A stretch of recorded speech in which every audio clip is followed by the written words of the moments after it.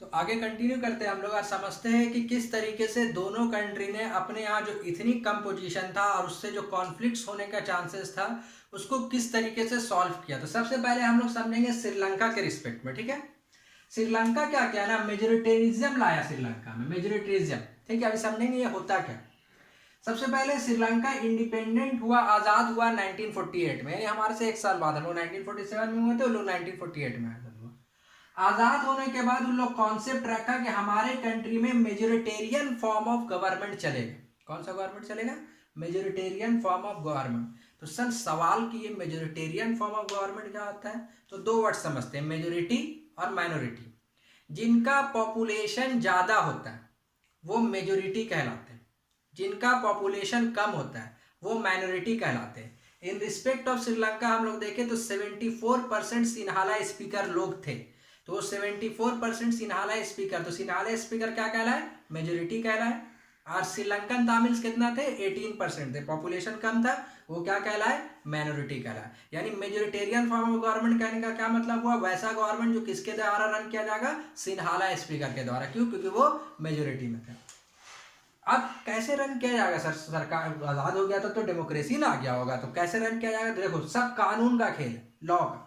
एक एक्ट बना 1956 में, श्रीलंकन पार्लियामेंट में श्रीलंकन गवर्नमेंट ने एक एक्ट बनाया 1956 में, जिसके तहत, उस कानून के तहत ये किया गया कि सिन्हाला को, जो लैंग्वेज था वहाँ का 74% लोगों का, उसको ऑफिशियल लैंग्वेज बना दिया गया। यानी कि अब हर ऑफिसेज में, हर जगह, हर गवर्नमेंट जॉब में, हर चीज में जो भी काम होगा अब वो कौन से लैंग्वेज में होगा? सिन्हाला लैंग्वेज में होगा। सिंपल एक एग्जांपल सोच के देखिए, हम लोगों को हिंदी आता है, इंग्लिश आता है, ठीक है। सिंपल हम लोगों से फ्रेंच में एग्जाम लिया जाए, हम लोग कभी भी नौकरी पा सकेंगे? नहीं पा सकेंगे। क्यों? क्योंकि हम लोग को फ्रेंच नहीं आता है। समझ में आ रहा ना? या फ्रेंच सीखना पड़ेगा या फ्रेंच में नौकरी हम लोग पा नहीं सकेंगे। तो क्या श्रीलंकन तमिल के साथ कुछ ऐसा ही नहीं था? जब सिन्हाला को हर जगह कर दिया गया कि ऑफिस में सिन्हाला इस्तेमाल होगा, तो जिसको सिन्हाला नहीं आता वो कभी कुछ कर पाता? कभी कुछ नहीं कर पाता। तो गवर्नमेंट जॉब्स में, यूनिवर्सिटीज में, हर जगह जहां पे हर जगह सिन्हाला स्पीकर लोगों को प्रीफरेंस दिया जाने लगा। क्लियर है? और प्लस हम लोगों ने देखा था कि जो सिन्हाला स्पीकर लोग थे, सिन्हाला बोलने वाले लोग, उसमें ज्यादातर कौन रिलीजन को फॉलो करते थे? बुद्धिज्म को। तो बुद्धिज्म को भी प्रोटेक्ट किया गया और बुद्धिज्म का प्रचार प्रसार किया गया, ठीक है, ताकि लोग इस रिलीजन के तरफ भी आए। और दूसरे रिलीजन को डिस्क्रिमिनेट किया गया, टॉर्चर किया गया, प्रताड़ित किया गया, यानी देखा नहीं गया कि नहीं ये सही नहीं है, यही बुद्धिज्म ही सब कुछ सही है। अब खुद से सोच के देखिए, 18% थे, कम थे, लेकिन नाइंसाफी हो रहा था, गलत हो रहा था, विरोध करते वो लोग, जाहिर सी बात है एकदम विरोध करते, ठीक है। तो श्रीलंकन तमिल्स के राइट्स को डिनाई किया जा रहा था, ठीक है, उनके लीडरों के द्वारा उनको इग्नोर किया जा रहा था, सिन्हाला लीडर के द्वारा, कि इन लोग को ध्यान ही नहीं देना, रहने दो इन लोग जैसे जीरा जीने दो, कोई नौकरी देने का जरूरत नहीं है, कोई एजुकेशन देने का जरूरत नहीं, कोई यूनिवर्सिटी में इन लोगों को रखने का जरूरत नहीं, इन लोगों को इग्नोर किया जा रहा था, किन लोगों को? श्रीलंकन तमिल्स को। क्लियर है? हर बात समझ में? जॉब्स में, यूनिवर्सिटीज में उन लोगों का इंटरेस्ट को, सब चीज को इग्नोर किया जाता है, कोई अब आप लोग का जरूरत नहीं है। इसको देखते हुए सिन्हाला स्पीकर लोगों ने डिसाइड किया कि ऐसे काम नहीं चलेगा। कब तक ऐसे काम चलेगा? हम लोग कुछ कर ही नहीं सकते इस कंट्री में रह के, ना जॉब में जा सकते हैं, ना लीडर बन सकते हैं, ना अपने लोगों को हम लोग डेवलपमेंट करवा सकते हैं, कुछ नहीं करा सकते। तो इन्होंने डिसाइड किया कि now we are going to launch a party, Sri Lankan Tamil party बनाएंगे हम लोग, यानी कि एक पार्टी बनाएंगे जिस श्रीलंकन तमिल का, वैसे सिन्हाला का पार्टी है वैसे हम लोगों का भी पार्टी होगा। और हम लोग इक्वालिटी का बात करेंगे, बराबरी का नौकरी में, बराबरी का पढ़ाई में, बराबरी का यूनिवर्सिटीज में, इंटरेस्ट में, प्रिविलेज को खत्म करवाएंगे, सब चीज में हम लोग इक्वालिटी का बात करेंगे। ये इन लोगों का डिमांड था, लेकिन इन लोगों के डिमांड को डिनाई किया गया। एट लास्ट 1980 में इन लोगों ने यूनिक डिमांड किया, नहीं मानिएगा ना डिमांड, कोई बात नहीं, वो लोग नॉर्थ और साउथ के तरफ उनका, अगर आप लोग श्रीलंकन तमिल एनसीईआरटी बुक में मैप देखिएगा तो देखिएगा नॉर्थ और साउथ के तरफ वो लोग इस तरीके से थे, स्प्रेडेड थे, ठीक है, मतलब स्प्रेड नहीं थे, एक तरफ इस तरीके से थे।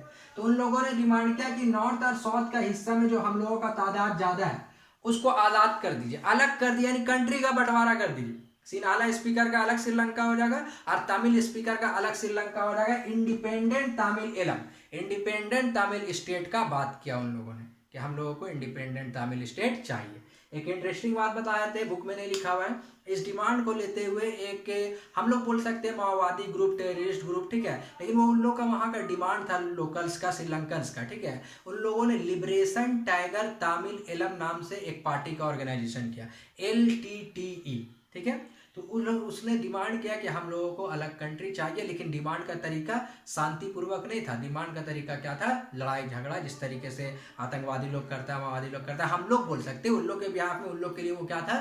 हीरो था। क्यों? क्योंकि उन लोग अपने बेहतरी के लिए, अपने अच्छाई के लिए वो लोग क्या कर रहा था? डिमांड कर रहा था। क्लियर है?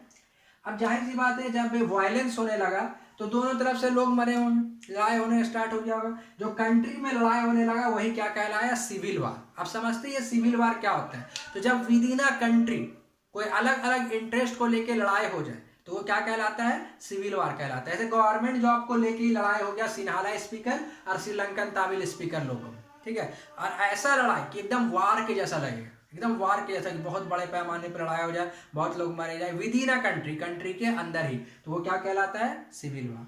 लार्ज स्केल में डेथ एंड डिस्ट्रक्शन हुआ, बहुत लोग मारे गए, बहुत ज्यादा बर्बादी हुआ, लोगों को अपने घरों को छोड़ के दूसरा जगह रिफ्यूजी के तौर पर रहने के लिए जाना पड़ा। इवन बहुत सारे लोग इंडिया भी आए रहने के लिए, ठीक है।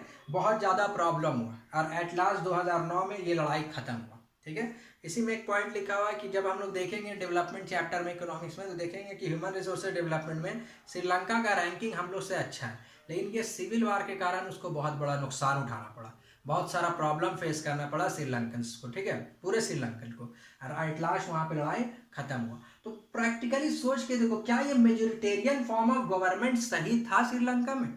क्या कोई और रास्ता था जो निकाला जा सकता था जिससे कंट्री में शांति व्यवस्था बहाल रहता और लोग लड़ते नहीं और अच्छा से हो सकता था हर कुछ? क्या ऐसा कोई प्रोसीजर था, कोई तरीका था? ठीक है, तो इस पे हम लोग डिस्कस करेंगे लास्ट में। और इसके बाद जो नेक्स्ट पार्ट मैं इसका बनाऊंगा, इस वीडियो का आज इतना ही रहेगा इसका, तो नेक्स्ट पार्ट में हम लोग ये भी देखेंगे कि बेल्जियम, क्या उसने भी मेजोरिटेरियन अपनाया या उसने कोई और तरीका अपनाया इस प्रॉब्लम को सॉल्व करने का, ठीक है। कौन से प्रॉब्लम को? जो इथनिक कंपोजिशन के ऊपर बंटवारा था, सिविल वार ना हो, कंट्री का बंटवारा का नौबत ना आए, उसको सॉल्व करने के लिए किस तरीके से बेल्जियम ने काम किया। श्रीलंका का काम देख लिया हम लोग, नेक्स्ट क्लास में बेल्जियम का काम देखेंगे हम लोग, ठीक है। Thank you.